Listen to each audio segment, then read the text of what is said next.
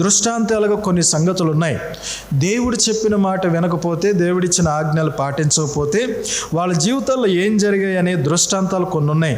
కొన్ని మాటలు మనం చూద్దాం. చూడండి. మొదటిగా ఇజ్రాయేలీలు లేదా యూదులైనటువంటి వారు చేసిన పాపమును బట్టి దేవుడు 70 సంవత్సరాలు వాళ్ళని చెరకు అప్పగిచ్చాడు. ఈ మాట ప్రవక్తల గ్రంథాల్లో రాస్తుంది. ఇర్మియా ప్రవక్త రాశాడు. గ్రంథమును చదివినప్పుడు వారు పట్టబడినప్పటి నుంచి ఇప్పుడు వరకు లెక్క పెడితే 70 సంవత్సరాలు అయిపోయినాయి. కాబట్టి ఇప్పుడు దానియేలు ఏమని ప్రార్థన చేస్తున్నాడంటే, ప్రభువా, మీ దాసులమైన మేము నీ దాసులు చెప్పిన మాట వెనక మా రాజులమును అధికారులమును మా ప్రజలమైన మేము మా పితరులము అందరము కూడా దుష్టత్వమును జరిగించితిమి, పాపము చేసితిమి, నీ ఆజ్ఞలు మీరినాం, నీ కట్టడలు మీరినాం, నీ యొక్క మాటను మీరినాం, నీ మాట మేము వినలేదు, నీ మాట మేము అనుసరించలేదు, నీ మాటను అనుసరించి మేము చేయలేదు అని ఒప్పుకుంటున్నాడు. చూసారా? అంటే ఇక్కడ అర్థం ఏంటి? దేవుని ఆజ్ఞ మీరుటను బట్టి, దేవుని ఆజ్ఞను తప్పుటను బట్టి, దేవుని మాటను పెడచెవును పెట్టుటను బట్టి, దేవుని మాటను మరిచిపోవటను బట్టి, దేవుని మాటను వద్దు అనుకున్నటను బట్టి వీళ్ళంతా బానిసలైపోయారు. ఏమైపోయారు చెప్పండి? బానిసలైపోయారు. బానిసలు అంటే మీకు సింపుల్గా అర్థం అవ్వాలంటే, ఇప్పుడు మన దేశం చూసుకుందాం. మన దేశంలో ఉన్నటువంటి కొన్ని జాతుల వారిని ఓర్చలేక వాళ్ళని బానిసలుగా ఆలోచిస్తూ కదా ఎంతో అణగదొక్కిన చరిత్ర మన దేశంలో ఉంది. మరి అలాంటిది పరాయి దేశస్తులు మన దేశంలోకి వస్తే వాళ్ళు ఇంకెంత బానిసలుగా చూస్తారు? అంటే వెట్టి చాకరి అన్నమాట, వెట్టి చాకరి. ఇలా 70 సంవత్సరాలు వాళ్ళు మరగిపోవలసి వచ్చింది. వీళ్ళెవరు? సామాన్యులు కాదు. చూడండి ఒక మాట, యోనా గ్రంథము 1వ అధ్యాయం 9వ వచనం.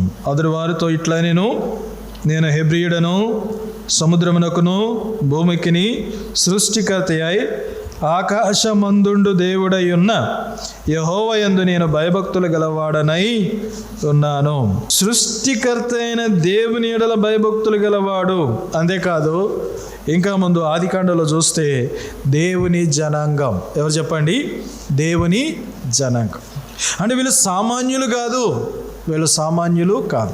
దేవుని జనాంగము, దేవుని యొక్క భయభక్తులు కలిగిన వారు, దేవుని ఎరిగిన ప్రజలు, వాగ్దానాలు ఉన్నాయి, నిబంధన ఉంది, దేవుని యొక్క తోడు ఉంది. ఇలాంటి వారు 70 సంవత్సరాలు బానిసలుగా, దేవుడు అంటే లెక్కలేదు, దేవుడు లేని ప్రజల కింద అణిగిపోవలసి వచ్చింది అని అంటే కారణం ఏంటో తెలుసా? వారు దేవుని ఆజ్ఞలను తప్పుటనే. అక్కడ చూస్తాం కదా, చూడండి. దానియేలు గ్రంథం 9వ అధ్యాయంలో 5వ వచనం. మేమైతే నీ దాసులకు ప్రవక్తలు నీ నామమును బట్టి మా రాజులకును మా అధిపతులకును మా పితరులకును యోదయ దేశ జనులందరికీ చెప్పిన మాటలను ఆలకింపక. వీళ్ళేం చెప్తున్నారు? నీ ప్రవక్తలు. ప్రవక్త ఎవరు చెప్పండి? ఓ డిగ్రీ చేస్తేనో, ఒక కళాశాలలో చదువుకుంటేనో కాదు, దేవుడు ఏర్పాటు చేసుకుంటే. ఆయన పామరుడైనా పండితుడైనా మరెవరైనా సరే దేవుని వాక్కు తన దగ్గరకు వచ్చి తనతో మాట్లాడి తనను బలపరిచి నువ్వు వెళ్ళి అక్కడ ప్రవచించు అని చెప్పినప్పుడు వారు ప్రవచించగా వారు ప్రవక్తలు అని అంటే దేవుని యొక్క వాక్యమును ప్రజలకు చెప్పేటువంటి వారు. ఇప్పుడు ఈ ప్రవక్తలైనటువంటి వారు చెప్పినటువంటి మాటలు మేము వినలేదు, మా రాజులు వినలేదు, మా అధికారులు వినలేదు, యోదయ దేశంలో ఉన్న ప్రజలందరూ వినలేదు. అంటే ఏంటి అర్థం? నీ వాక్యమును ఎవరైతే తీసుకొస్తారో వాళ్ళను మాలో నుంచి వెలివేశాం. ఇప్పుడు మాలో నుంచి వాళ్ళని ఏం చేసినాం? వెలివేసినాం. వాళ్ళు వేరు, మేము వేరు. వాళ్ళు మా వాళ్ళు కాదు, మేము మా వాళ్ళం. చూడండి, ఇర్మియాని ఏం చేశారు? వాళ్ళు గుంటలో వేశారు, చెరసాల్లో వేశారు, భోజనం పెట్టలేదు. ఏం తప్పు చేశాడు? తప్పేం చేయలే, దేవుని వాక్యాన్ని ప్రకటించాడు. కాబట్టి ఇప్పుడు దానియేలు గ్రహించిన వాడే, అర్థం చేసుకున్న వాడే మొరపెడుతున్నాడు, ప్రభువా, మేము, మా పితరులు, మా రాజులు, మా అధికారులు, మా ప్రజలు, మా దేశవాసులంతా కూడా నీ ప్రవక్తల మాటలు వినలే, అనుసరించలే. మేము పాపులంగుండి చెడుతనం చేస్తూ దుష్టత్వం అందు నడుచుచు దుష్టులముగా ప్రవర్తిస్తూ తిరుగుబాటు చేసిన వారము. ఏం చేసినాం చెప్పండి? తిరుగుబాటు చేసిన వారు. ప్రియులారా, ఆలోచన చేయండి. చాలా సంగతులు దృష్టాంతాలు ఉన్నాయి. దాంట్లో ఇదొక మాట. ఇజ్రాయేలీలు ఈ దానియేలు గ్రంథంలో శ్రమలు పడడానికి, బానిసలుగా వెళ్ళిపోవడానికి, చచ్చిపోవడానికి, యెరూషలేము కాల్చబడ్డానికి కారణం ఏంటో తెలుసా? వీళ్ళు చేసిన తప్పు. ఇంకో చోటు కూడా చాలా స్పష్టంగా ఉంది. నెహెమ్యా గ్రంథము 1వ అధ్యాయము 4వ వచనం నుంచి కొన్ని మాటలు మనం చదువుదాం. ఈ మాటలు వినినప్పుడు నేను కూర్చుండి ఏడ్చి కొన్ని దినములు దుఃఖముతో ఉపవాసముండి ఆకాశమందుల దేవుని ఎదుట విజ్ఞాపన చేసి తిని, ఎట్లనగా, ఆకాశమందున్న దేవా యెహోవా, భయంకరుడైన గొప్ప దేవా, నిన్ను ప్రేమించి నీ ఆజ్ఞలను అనుసరించి నడుచు వారిని కటాక్షించి వారితో నిబంధనను స్థిరపరచువాడా, నీ చెవి యొగ్గి నీ నేత్రములు తెరిచి నీ సన్నిధిని దివారాత్రము నీ దాసులైన ఇశ్రాయేల్ పక్షముగా నేను చేయు ప్రార్థన అంగీకరించుము. నీకు విరోధంగా పాపం చేసిన ఇశ్రాయేలీల కుమారుల దోషమును నేను ఒప్పుకొనుచున్నాను. నేనును నా తండ్రి ఇంటి వారును పాపము చేసి ఉన్నాం. నీ ఎదుట బహు అసహ్యంగా ప్రవర్తించితిమి. నీ సేవకుడైన మోషే చేత నువ్వు నిర్ణయించిన ఆజ్ఞలనైనను కట్టడలనైనను విధులనైనను మేము గైకొనకపోతిమి. నీ సేవకుడైన మోషేతో నీవు సెలవిచ్చిన మాట జ్ఞాపకము తెచ్చుకొనుము. ఇక్కడ కూడా నెహెమ్యా ప్రార్థన చేస్తున్నాడు. ఏ ప్రార్థన చేస్తున్నాడు? ప్రభువా, మా తండ్రి ఇంటి వారు తప్పిదం చేశారు, మా పితరులు తప్పిదం చేశారు, ఇశ్రాయేలీలు తప్పిదం చేశారు, మమ్మల్ని జ్ఞాపకము చేసుకో. అంటే ఎప్పుడైతే దేవుని ఆజ్ఞను మనం మేరుతామో, ఎప్పుడైతే దేవుని మాటను మనం విడిచిపెడతామో, ఎప్పుడైతే దేవుని చిత్తంలో నుంచి బయటకు వస్తామో, ఎప్పుడైతే దేవుని ఉద్దేశాల నుంచి బయటకు వచ్చి మనం ప్రవర్తిస్తామో, ఆ ప్రవర్తన ఇక్కడ ఏమని చెప్తున్నాడంటే పాపం. యోహాను రాసిన మొదటి పత్రికలో మనం చూస్తాం, ఆజ్ఞ అతిక్రమమే పాపం. పాపం అంటే ఏంటి చెప్పండి? ఆజ్ఞను అతిక్రమించడమే పాపం. అంటే దేవుడు ఒక ఆజ్ఞ ఇచ్చాడు, దేవుడు ఒక మాట చెప్పాడు, దాన్ని అతిక్రమించడం పాపం. తర్వాత ఇంకేమంటున్నాడు? నీ ఎదుట మేము అసహ్యంగా ప్రవర్తించాం. ఎట్లా ప్రవర్తించారంట?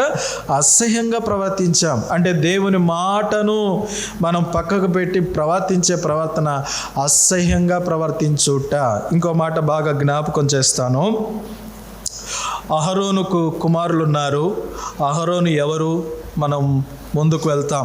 ఇశ్రాయేలీలు ఐగుప్తు దేశంలో ఉన్నప్పుడు మోషే మిద్యానులో గొర్రెలను కాసుకుంటున్నాడు. అప్పటికి మోషే వయసు 80 సంవత్సరాలు. 80 సంవత్సరాల వయసులో మోషేని పిలిచి, మోషే, నువ్వు ఇశ్రాయేల్ దగ్గరకు పోయి ఐగుప్తు దేశంలో ఫరో చేతి నుంచి వారిని విడిపించి కానానుకు తీసుకెళ్ళు అని చెప్పినప్పుడు మోషే ఏమంటాడు? ప్రభువా, మరి నాకు మాట సరిగా రాదు, నేను మొరటివాడిని, నాకు భయంగా ఉంది, ఎన్నో సాకులు చెప్తాడు. కానీ ప్రభువు నీ సహోదరుడు నీకు తోడుగా ఇస్తున్నాను, వెళ్ళు అని చెప్పినాడు. సరే, అహరోను అంటే తన సహోదరుడు, తన తోబుట్టు, వారి తల్లిదండ్రులకు 2 కొడుకులు 1 కూతురు. వాళ్ళెవరు? మోషే, అహరోను, మిరియాం కదా. మోషే కంటే వీళ్ళు పెద్దవాళ్ళే కాబట్టి వాళ్ళని పంపిస్తున్నాను అన్నాడు. సరే, దేవుడు ఎట్లయితే వారిని నడిపించాడు, ఇశ్రాయేలీలను ఐగుప్తు నుంచి విడిపించాడు. విడిపించిన తర్వాత మిరియామును దేవుడు ప్రవక్త్రిగా పెట్టుకున్నాడు. అహరోన్నేమో యాజకునిగా పెట్టుకున్నాడు. మోషేనేమో నాయకునిగా చేశాడు. అహరోను ప్రధాన యాజకుడు, అహరోను కొడుకులేమో యాజకులు. ఇక్కడ జరిగిన సంగతి ఏంటంటే, అహరోను యొక్క కుమారులు మందిర పరిచర్య మొత్తం చూసుకోవాల్సిన వాళ్ళు. ఇంకెవరు అది చేయడానికి లేదు. ఇంకా తర్వాత దినాలు ఆలోచన చేస్తే లేవీల్లో 3 గుంపులు ఉన్నాయి. వాళ్ళకి ఒక్కొక్కరికి ఒక్కొక్క పని ఇచ్చాడు దేవుడు. మందసం మోసేది ఒకళ్ళైతే, తర్వాత మందిర డేరాని ఈపేది ఒకళ్ళైతే, మందిర డేరాని కొట్టేది ఒకళ్ళైతే, కాపలా కాసేది ఒకళ్ళైతే. కాబట్టి వాళ్ళకి వేరువేరు పరిచర్లు ఇచ్చారు. వాళ్ళగాక మరెవరునూ కూడా పని చేయడానికి లేదు. ఇంకా కొంచెం మనం ముందుకు వస్తే దావీదు కాలంలో ఏం చేశాడు? దావీదు దేవుని నిర్ణయానికి వేరుగా మందసాన్ని తీసుకొచ్చాడు. ఎట్లా తీసుకొచ్చాడు? కొత్త బండి కట్టి, ఎప్పుడు కాడిపోయిన ఎద్దును కట్టి, దాని మీద మందసం పెట్టి సంతోషంతో తీసుకొచ్చాడు. కానీ అర్నోను కళ్ళం దగ్గరకు వచ్చిన తర్వాత ఎద్దు కాలు జారడం, బండి మీద నుంచి మందసం పడిపోతున్న మందసాన్ని ఒక వ్యక్తి పట్టుకున్న వ్యక్తి అక్కడికక్కడే చచ్చిపోవడం మనం చూస్తాం. అంటే ఇప్పుడు ఈ మాట అన్నిటిని బట్టి మనం చూస్తే దేవుడు ఒక మాటను చెప్పిన తర్వాత దాని విషయంలో దేవుడు ఎంత జాగ్రత్తగా, ఎంత సీరియస్గా ఉంటాడో మనకి ఇక్కడ అర్థమవుతుంది. కాబట్టి మందిర పరిచర్య ఎంత ఒకరికి ఇచ్చేసాడు, మందిర పరిచర్య ఎంత ఒకరికి రాసిస్తాడు, మందిర పరిచర్య ఎంత వాళ్ళకి ఒకరికి ఇచ్చేస్తాడు. వాళ్ళు తప్ప ఇంకెంత గొప్పోడైనా సరే అక్కడికి వచ్చి చేయడానికి వీలు లేదు. అలాంటి పరిస్థితుల్లో తన సొంత కుమారులే దేవునికి వేరుగా, తండ్రికి వేరుగా, దేవుని జనాంగానికి వేరుగా ఏం చేశారంటే అన్య అగ్నిని తీసుకొచ్చారు. అన్య అగ్నిని తీసుకొచ్చి దేవుని ఇంట్లో కూర్చొని ప్రార్థన చేరి వచ్చినప్పుడు దేవుడు వారిని అక్కడికక్కడే చంపేశాడు. ఎందుకు చంపేశాడు? వాళ్ళు అన్య అగ్నిని తీసుకొచ్చారు. ప్రియులారా, ఆలోచన చేయాలి. దేవుని ఎదుట మనం చాలా జాగ్రత్తగా ఉండాలి. దేవుని సన్నిధిలో చాలా జాగ్రత్తగా ఉండాలి. అందుకే బైబిల్లో ఒక మాట రాస్తుంది, ప్రసంగి గ్రంథము 5వ అధ్యాయం 1వ వచనం, నువ్వు దేవుని మందిరమునకు పోవునప్పుడు నీ ప్రవర్తన జాగ్రత్తగా చూచుకొనుము. ఎన్నో ఆజ్ఞలు, ఎన్నో కట్టడలు దేవుని ఇంట్లో, దేవుని సన్నిధిలో, దేవుని కొరకు మనం ఎలా నడుచుకోవాలి, ఎలా ఉండాలో చెప్తూ ఉన్నాయి. విను, లోబడు, యవ్వన కాలంలోనే అప్పగించుకో. దేవుడు నిన్ను కృపతో జ్ఞాపకం చేసుకుంటాడు. దేవుని మాట వినవలసిన అవసరం లేదు అని గనక నువ్వు అనుకుంటే నీ జీవితంలో దేవుడు దేవుని వాక్యం ఉంది కదా, మొదటి ఆజ్ఞ ఏమని చదివినా మనం, మీరు ఈ పండు తినకూడదు, తినమని నిశ్చయముగా, ఇంకా నో డౌట్, నో ఎక్స్క్యూజ్. దేవుడు గీత గీశాడు, అంతే. దేవుడు ఏమని గీత గీశాడు? నువ్వు పండు తినొద్దు, తింటే చచ్చిపోతావు. ఇంకా రెండో మాట లేదు. No recommendation, no excuse. ఇంకా తింటే చచ్చిపోతారు, అంతే. ప్రతి ఆజ్ఞ ఇట్లానే ఉంటుంది. కాబట్టి మనం చాలా జాగ్రత్తగా, దేవునితో నాకు పని లేదన్నట్టు ప్రవర్తించొద్దు, దేవునితో నాకు అవసరం లేదన్నట్టు ప్రవర్తించొద్దు. యవ్వన కాలంలో అన్నిటిలోనూ ఉద్రేకమే పనిచేస్తుంది కదా. చాలాసార్లు ఉప్పొంగుతూ ఉంటాం, నేను ఎంత జ్ఞానవంతుడిని, నేను ఎంత బలవంతుడిని, నాకు తిరిగిలేదు, ఒకళ్ళ సాయం అవసరం లేదు, ఒకరితో నాకు పని లేదు, ఈవెన్ దేవునితో కూడా నాకు పని లేదు, దేవుని ఇంట్లో మనం ఎలా నడుచుకున్నప్పటికీ నేను మంచిగానే నడుచుకుంటున్నా, అన్నీ నాకు బాగా తెలుసు. ఈ రకమైనటువంటి ఉద్రేకంతో యవ్వన కాలంలో ఉంటాం. ఎక్స్పీరియన్స్ అనేది చాలా అవసరం. కాబట్టి యవ్వన కాలంలో ఇలాంటి ఉద్రేక పరిస్థితిలో మనం జాగ్రత్తగా ఉండి ఉద్రేకాలన్నిటిని పక్కకు పెట్టి మనసు నెమ్మదిపరుచుకుని జీవము కలిగిన దేవుని కొరకై ఆశతో ఉండుట చాలా మంచిది. ఒకవేళ లేదు అని అనుకోండి, ఉద్రేకంతో జీవించామనుకోండి, నష్టపోతాం. మన ఆయుష్ అంతా ప్రియుడా, మన జీవం ఏపాటిది? ఈరోజు ఇక్కడ క్షేమంగా ఉన్నామంటే అది దేవుని కృప, మన బలం కాదు, మన ఘనత కాదు. ఉదాహరణకి ఒక గుండు ముందు, ఒక తుపాకీ గుండు ముందు ఎవరైనా ఒకటే, బిలియనియర్ని తీసుకొచ్చి ఒక్కసారి షూట్ చేస్తే చచ్చిపోతాడు, పేదవాడిని షూట్ చేసినా చచ్చిపోతాడు. కానీ మనం షూట్ చేయబడలేదు కాబట్టే బ్రతుకున్నాం. మనము కీడును అనుభవించలేదు కాబట్టి క్షేమంగా ఉన్నాం. ఇది దేవుని కృప. మన జీవితం ఏపాటిది? కాబట్టి యవ్వన కాలంలోని ఈ సంగతులు మనం ఎరుగుట మంచిది ప్రియులారా. ఉద్రేకాలకు వెళ్ళొద్దు, దేవునికి దూరం అవ్వద్దు, దేవుడితో నాకు పని అని అనొద్దు, శరీరాన్ని ఆధారం చేసుకోవద్దు, బలమును ఆధారం చేసుకోవద్దు, జ్ఞానమును ఆధారం చేసుకోవద్దు. దేవుని కృప కొరకు కనిపెట్టాలి. ఆదికాండము 6వ అధ్యాయం 8వ వచనం, అయితే నోవాహు యెహోవా దృష్టి యందు కృప పొందినవాడాయేను. చూడండి, ఇక్కడ బాగా ఆలోచించేయండి. ప్రపంచమంతా భూప్రజలతో నిండిపోయారు. ఇప్పుడు కూడా ప్రపంచ మ్యాప్ మనం చూస్తాం. అప్పుడప్పుడు మ్యాప్లో కూడా మార్పులు చేర్పులు జరుగుతాయి. ఎందుకంటే కొన్ని సంవత్సరాల క్రితం ఆంధ్రప్రదేశ్ ఒకటి ఉండే, ఒకడు మ్యాప్లో మార్పు వచ్చింది, తెలంగాణ ఆంధ్ర వేరైంది. ఇప్పుడు కూడా రష్యా ఉక్రెయిన్ యుద్ధం, దాంట్లో ఎవరు గెలుస్తారో మ్యాప్ చేంజ్ అవుతుంది.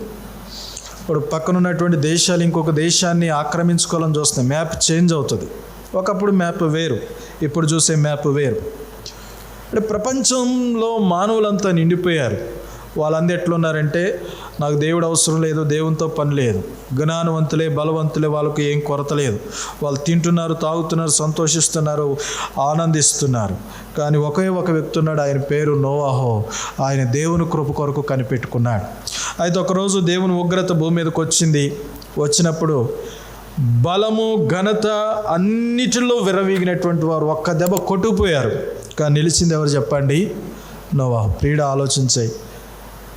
లేత వయసు, యవ్వన ప్రాయం, జీవితంలో నష్టపరుచుకోకుండా ఉన్నటువంటి సమయాలు. ఈ సమయంలో గనక నువ్వు సత్యమును ఎరిగి, దేవుని యొక్క ఆజ్ఞలు ఎరిగి, దేవుని మాటను ఎరిగి నెమ్మదిపరుచుకుని ప్రభు కృప కొరకు కనిపెట్టుకుంటే ధన్యుడు అవుతావు, లేదా నష్టపోతావు. కాబట్టి ఆదాముతో దేవుడు చెప్పిన మాట, సర్పము చేత మోసపరచబడి అవ మోసపోయింది, ఆదామును కూడా మోసం చేసింది, తర్వాత నష్టం వచ్చింది. యేసుక్రీస్తు ప్రభువారి ద్వారా తిరిగి మనం నూతనపరచబడినాం, తన రాజ్యమునకు వారసులు అవుటకై సిద్ధపడినాం. మరి ఈ సమయంలో తన రాజ్య వారసులు ఉండుటకు మనకు దేవుడిచ్చినటువంటి మాటను, ఆజ్ఞలను, వాక్యమును చాలా జాగ్రత్తగా చూడాలి. కొన్ని దృష్టాంతాలు చూసాం, దానియేలు గ్రంథంలో చూసాం, నెహెమ్యా గ్రంథంలో చూసాం. ఇప్పుడు మనం అనొచ్చు, తప్పితే ఏమవుతుంది? చూసిన దృష్టాంతాలను బట్టి అర్థమైంది కదా, తప్పితే ఏమవుతుంది? చూసిన దృష్టాంతాలను బట్టి తప్పితే ఏమవుతుంది? అనుభవించలేని నష్టం, అనుభవించలేని కీడు, అనుభవించలేని బాధ, బహుశా ఇక ఛాన్సే లేకపోవచ్చు. కాబట్టి ఆలోచిద్దాం, ప్రభుకి అర్పించుకుందాం. ప్రభువా, నా జీవితంలో నీకు వేరుగా చేసిందంత అసహ్యమైన జీవితం, దుష్టత్వంతో జరిగించిన కార్యం, నీకు వేరుగా నాకు మంచి లేదు, నీకు వేరుగా నాకు క్షేమం లేదు, నీకు వేరుగా నాకు జీవం లేదు అని ప్రభుకి యవ్వన కాలంలో అప్పగించుకో. లోకంలో దొరికేటువంటి తుచ్చమైపోయే, అది పౌలు అంటాడు, పెంటతో సమానం. ఏంటంటే చెప్పండి, పెంటతో సమానం. ఏంటిది? లోకంలో ఉన్న భోగం పెంటతో సమానం. కాబట్టి వాటి కొరకు మనం పరిగెట్టొద్దు. ఇక్కడ జీవం కలిగిన దేవునికి మన హృదయాన్ని అర్పించుకుందాం.